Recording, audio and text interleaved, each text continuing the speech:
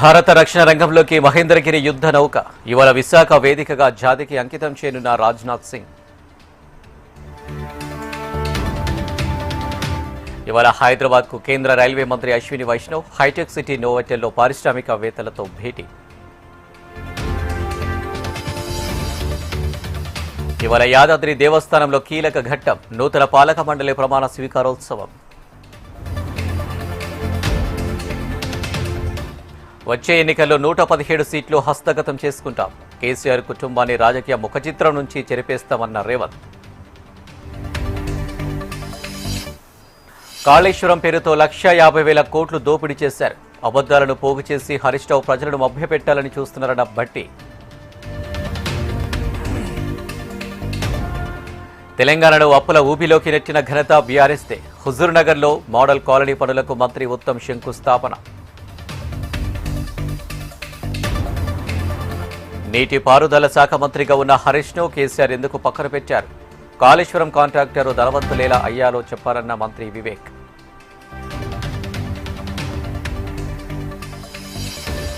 కాళేశ్వరంలో అవినీతి నిజమైతే కమిషన్ రిపోర్ట్ తీయండి. కన్నెపల్లిలో మోటార్లు ఆన్ చేసి వరద నీటిని పంప్ చేయాలన్న ఈటల. కొండా సురేఖ కడియం ఇష్యూపై స్పందించిన ఏఐసీసీ. సురేఖకు ఫోన్ కాల్, పూర్తి వివరాలు సేకరించిన హైకమాండ్. ఓవైసీ కాలేజీ చెరువులో లేదని కాంగ్రెస్ నమ్మిస్తుంది. పేదలకు ఒక న్యాయం, మిత్రపక్షానికి ఒక న్యాయమా అంటూ బండి ఫైర్.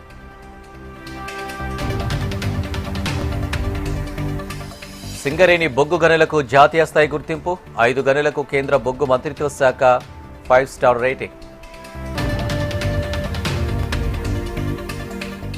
తెలంగాణ పారిశ్రామిక ప్రాజెక్టులపై సీఎస్ జాజు సమీక్ష. Bharat future city, Zaheerabad industrial city పనులపై చర్చ. తెలంగాణ మత్స్య ఉత్పత్తులకు అంతర్జాతీయ మార్కెట్లో గుర్తింపు తెస్తా. కోహెడలో 47 కోట్లతో చేపల ఎగుమతి కేంద్రం ఏర్పాటు చేస్తామన్న మంత్రి శ్రీహరి.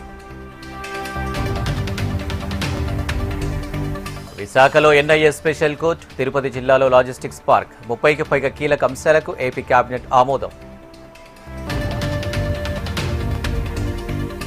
సోషల్ మీడియా ట్రెండ్స్ పై ప్రత్యేక మెకానిజం అవసరం. కేంద్రంతో సంప్రదించి నిర్ణయం తీసుకోవాలన్న CM Chandrababu.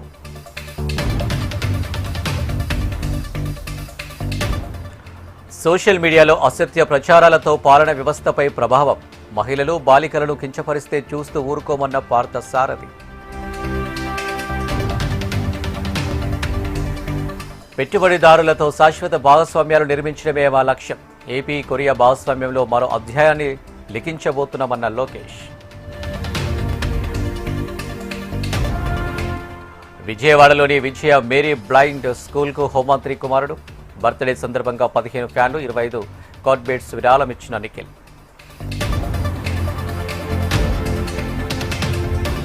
YouTuber Raavan custody పిటిషన్పై విచారణ వాయిదా. 10 రోజుల పోలీస్ కస్టడీ పిటిషన్పై ఈ నెల 14న వాదనలు.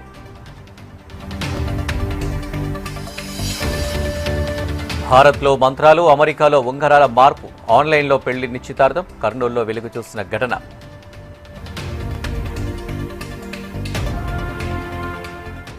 ఆగస్టు 2-3 తేదీలో సికింద్రాబాద్ ఉజ్జయిని మహంకాళి ఆషాఢ బోనాలు. భక్తులకు ఎలాంటి ఇబ్బందులు తలెత్తకుండా చర్యలు చేపట్టాలన్న సురేఖ.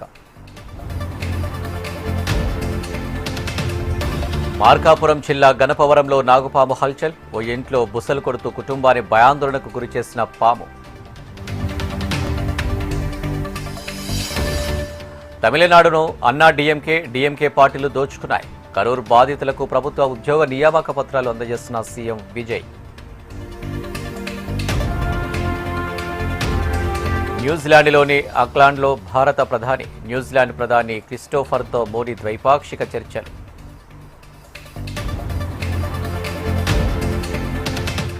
పశ్చిమాసియాలో ఉద్రిక్తతల వేళ ట్రంప్ హత్యకు ఇరాన్ ప్లాన్. అమెరికా రక్షణ శాఖకు సమాచారం ఇచ్చిన ఇజ్రాయెల్.